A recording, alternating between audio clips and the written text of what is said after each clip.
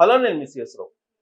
ఉద్యోగుల అవినీతి గురించి ఈ మధ్య కేంద్ర ప్రభుత్వం డిపార్ట్మెంట్ల వారీగా ఒక జాబితాను విడుదల చేసి ఎంత పర్సెంటేజ్ ఉంది, ఏ డిపార్ట్మెంట్లో ఎంత పర్సెంటేజ్ అవినీతి ఉంది అనే దాని మీద 55% నుంచి 85% వరకు ఆయా డిపార్ట్మెంట్లో అవినీతి ఉంది. బహుశా ఆ డేటాను చూశారో ఏమో కానీ కేంద్ర మంత్రి గడ్కరీ గారు ఒక నిబంధన పెట్టుకున్నారు. ఆయన రోడ్లు రవాణా మంత్రి. ఆయన ఒక నిర్ణయం తీసుకున్నారు. ఈ రోడ్లను చూసిన తర్వాత మంత్రిగా తనని దూషిస్తూ ఉన్నారు కాబట్టి నేనొక్కడిని ఎందుకు దిద్దుకోవాలి, అసలు ఆ రోడ్డు వేసినటువంటి కాంట్రాక్టర్, ఆ రోడ్డు నాణ్యత పైన సర్టిఫికేట్లు ఇచ్చినటువంటి ఉద్యోగులు అంటే ఇంజనీర్లు, వాటి నిర్వహణ సరిగా చూడనటువంటి నిర్వాహకులు, అలాగే టోల్ ప్లాజాలకు సంబంధించినటువంటి వాళ్ళు, వీళ్ళందరూ ఉన్నారు కదా, వాళ్ళందరినీ అనకుండా మినిస్టర్గా ఉన్నటువంటి నన్నే అందరూ దూషిస్తూ ఉన్నారు, తిడుతూ ఉన్నారు. కాబట్టి రాబోయేటువంటి రోజుల్లో ఇక అన్ని రోడ్లలో రోడ్డు వేయగానే క్యూఆర్ కోడ్లు పెడతాము.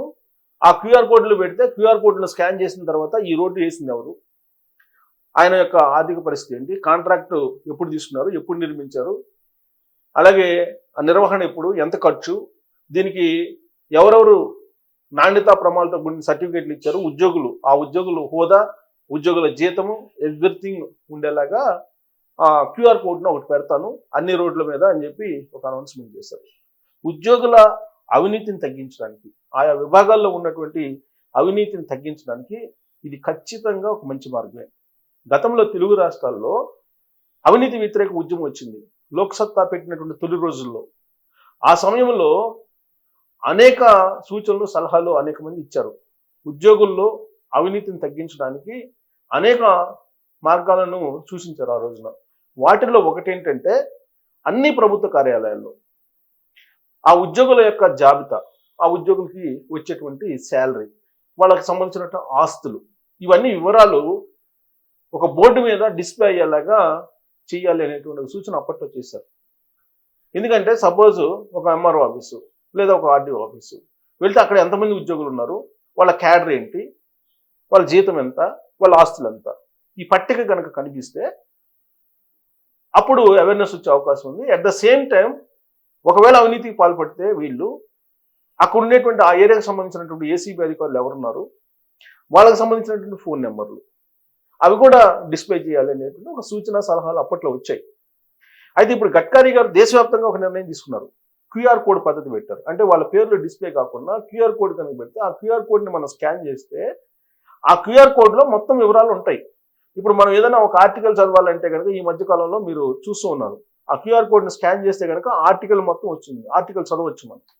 సేమ్ అలాగనే రోడ్లకు సంబంధించి ఈ మధ్యకాలంలో దేశవ్యాప్తంగా అనేక సందర్భాల్లో అనేక చోట్ల జరిగినటువంటి సంఘటనలు కనుక చూస్తే బ్రిడ్జి ఓపెన్ కాకముందే, ఓపెన్ చేయకముందే బ్రిడ్జి కూలిపోయినటువంటి సంఘటనలు ఉన్నాయి.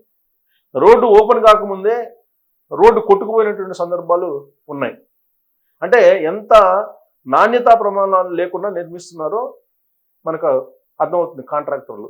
అలాగే వాళ్ళ నాణ్యతా ప్రమాణాలు పాటించినప్పటికీ కూడా అవి నాణ్యంగా వేశారని చెప్పి ఇంజనీర్లు, అసిస్టెంట్ ఇంజనీర్లు కానీ, ఇంజనీర్లు కానీ, ఈఈలు కానీ, డిఈలు కానీ, ఎస్ఈలు కానీ వీళ్ళందరూ సర్టిఫై చేస్తూ ఉంటారు.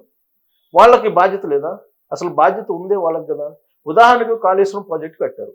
కాళేశ్వరం ప్రాజెక్టులో అవినీతి జరిగిందని చెప్పి సిబిఐకి విచారణకి ఇస్తే అంతకన్నా ముందు రిటైర్డ్ జడ్జి చంద్రఘోష్ కమిషన్ వేస్తే చంద్రఘోష్ కమిషన్ ఎదుట హాజరైనటువంటి వాళ్ళు ఎవరు?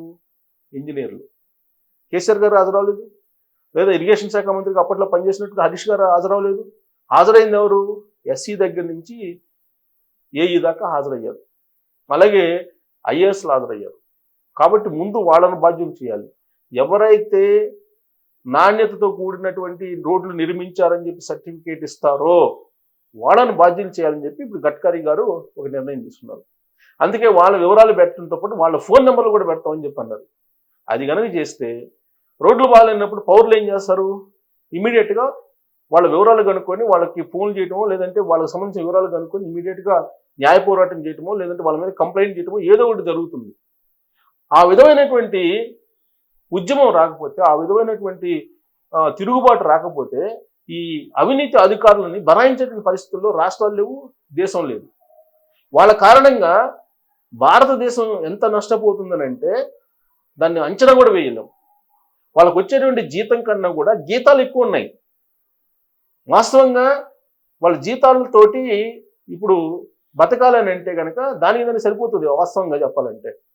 కానీ 15,000, 20,000, 30,000, 40,000 జీతం ఉన్న వాళ్ళు కూడా వాళ్ళు కారుల్లో, లగ్జరీ కారులో తిరుగుతున్నారు, చిట్టి వ్యాపారం చేస్తున్నారు, అలాగే వడ్డీ వ్యాపారాలు చేస్తున్నారు, రకరకాల వ్యాపారాలు చేస్తున్నారు, రకరకాల వాళ్ళు కార్యకలాపాలకు పాల్పడుతున్నారు అవినీతి డబ్బు తీసుకొని.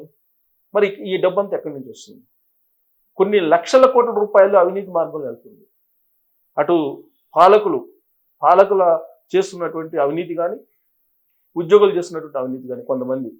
అందుకే గడ్కరీ గారు ఉన్నటువంటి పొలిటీషియన్స్లో కొంత పాలిష్డ్గా ఉండేటువంటి పొలిటీషియన్, ఎంతో కొంత నిజాయితీగా ఉండేటువంటి పొలిటీషియన్. ఈ మధ్య కాలంలో ఆయన మీద కూడా ఒక ఆరోపణ వచ్చింది.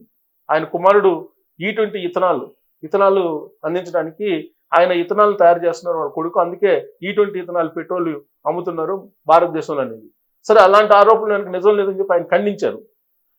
కానీ ఉన్నంతలో ఆయన కొంత నిజాయితీగా ఉండేటువంటి, పారదర్శకంగా ఉండేటువంటి లీడర్గా భావిస్తూ ఉంటారు బీజేపీలో. ఆర్ఎస్ఎస్ బ్యాక్గ్రౌండ్, దాని భావజాలం ఉన్నటువంటి లీడర్గా ఆయన ఇప్పుడు QR కోడ్ పద్ధతిని తీసుకొస్తున్నారు. మరి రాష్ట్రాల్లో కూడా అన్ని డిపార్ట్మెంట్లో ఒక రోడ్డు భవనాల శాఖ అన్ని డిపార్ట్మెంట్లో QR కోడ్ పెట్టి ఆ QR కోడ్ని స్కాన్ చేస్తే ఆ డిపార్ట్మెంట్కి సంబంధించిన వివరాలు, వాళ్ళ ఆస్తులు, పాసులు, వాళ్ళ ఫోన్ నెంబర్లు, వాళ్ళ జీతాలు ఇవన్నీ డిస్ప్లే చేస్తే కనుక పారదర్శకంగా ఉంటుంది. అలాంటప్పుడు పబ్లిక్ కూడా వచ్చినటువంటి వాళ్ళు ఏదైనా లంచం అడిగితే నీకు నెలకి ₹1,00,000 వస్తుంది కదా, నేను లంచం ఎందుకు ఇవ్వాలని చెప్పి ఎదురు తిరిగేటువంటి అవకాశం, తిరుగుబాటు చేసేటువంటి అవకాశం. ప్రజల నుంచి తిరుగుబాటు రావాలి. ప్రజల నుంచి తిరుగుబాటు వచ్చినప్పుడే ఈ లంచగొండుల్ని అరికట్టగలం. అటు రాజకీయ నాయకులైనా కానీ, ఇటు ఉద్యోగులైనా కానీ, ఎవరైతే లంచానికి అలవాటు పడుతున్నారో, ఎవరైతే అవినీతి అక్రమాలు చేస్తున్నారో వాళ్ళకి తిరుగుబాటే మార్గం. అందుకే నేపాల్లో వచ్చినట్టు జన్జీ ఉద్యమం ఇప్పుడు ఉత్తరప్రదేశ్లో బయలుదేరింది. ఉత్తరప్రదేశ్లో ఇప్పుడు బీహార్లో ప్రచారంలో జన్జీ ఉద్యమం గురించి ఎక్కువ మాట్లాడుతున్నారు. రాబోయేటువంటి రోజుల్లో అన్ని రాష్ట్రాల్లో కూడా ఇదే ప్రచారం జరుగుతుంది. రాబోయే రోజుల్లో ఆల్రెడీ కేటీఆర్ గారు ఆ స్లోగన్ని జన్ జడ్ అనేది తీసుకుంటున్నారు ఆయన. కాబట్టి రాబోయే ఈవెన్ క్లాస్ వార్ అని చెప్పి 2024 ఎన్నికల్లో జగన్మోహన్ రెడ్డి గారు కూడా తీసుకున్నారు. కాకపోతే అది రివర్స్లో అయ్యింది కానీ ఆయనకి, ఎందుకంటే ఆయనే కుబేరుడు, ఆయనే ఆస్తిపరుడు. కాబట్టి నేను పేదల పక్షం అంటే ప్రజలు నమ్మలా. కానీ ఏదో ఒక టైంలో పేదల పక్షాన్ని నిలబడటానికి ఎవరో ఒకరు వచ్చి, అన్నా హజారే గారు లాంటి వాళ్ళు ఖచ్చితంగా ఉద్యమాన్ని తీసుకొస్తారు. లోక్సత్తా రాజకీయ పార్టీ కాకముందు అవినీతి వ్యతిరేక ఉద్యమం చేసినప్పుడు ప్రజలందరూ కూడా కదిలారు. అవినీతి వ్యతిరేక ఉద్యమాన్ని ఎవరైతే చేస్తారో వాళ్ళ వెనుక ప్రజలు ర్యాలీ అవుతారు, ప్రజలు వస్తారు. ఆ రోజున ఈ అవినీతి అక్రమాలకు పాల్పడుతున్నటువంటి ఉద్యోగులు కానీ, రాజకీయ నాయకులు కానీ వాళ్ళు రోడ్ల మీద పరిగెత్తాల్సి వస్తుంది. అలాంటి సిచ్యువేషన్ వస్తుంది, త్వరలోనే ఉంది అది. అందుకే గడ్కరీ గారు లాంటి ముందుగానే అలాంటి వాతావరణాన్ని గమనించి QR కోడ్ పెట్టి అసలు మొత్తం డిస్ప్లే చేస్తున్నారు. రోడ్లు బాగాలేకపోతే నన్ను ఎందుకు తిడతారు, నేనొక్కడిని ఎందుకు తీర్చుకోవాలి, అసలు రోడ్లు వేసినటువంటి కాంట్రాక్టరు, ఆ కాంట్రాక్ట్ వివరాలు, అలాగే దానికి బాధ్యతగా ఉన్నటువంటి అధికారులు వాళ్ళు కదా తీర్చుకోవాల్సింది. కాబట్టి వాళ్ళ పేర్లన్నీ నేను డిస్ప్లే చేస్తాను, QR కోడ్ని ప్రతి రోడ్లో QR కోడ్లని నేను ఉంచుతానని చెప్పి ఒక సంచలనమైన నిర్ణయం తీసుకున్నారు. సో ఇది ఆరంభం మాత్రమే. అవినీతి వ్యతిరేకంగా తీసుకుంటున్నటువంటి చర్యల్లో ఇది ఒక ఆరంభం మాత్రమే. రాబోయేటువంటి రోజుల్లో ఇలాంటి చర్యలు ఏం తీసుకుంటే ఈ అవినీతి రూపుమాపగలం మన దేశంలో కానీ, రాష్ట్రాల్లో కానీ అనే దాని మీద మీరు కామెంట్ చేయొచ్చు. Thank you.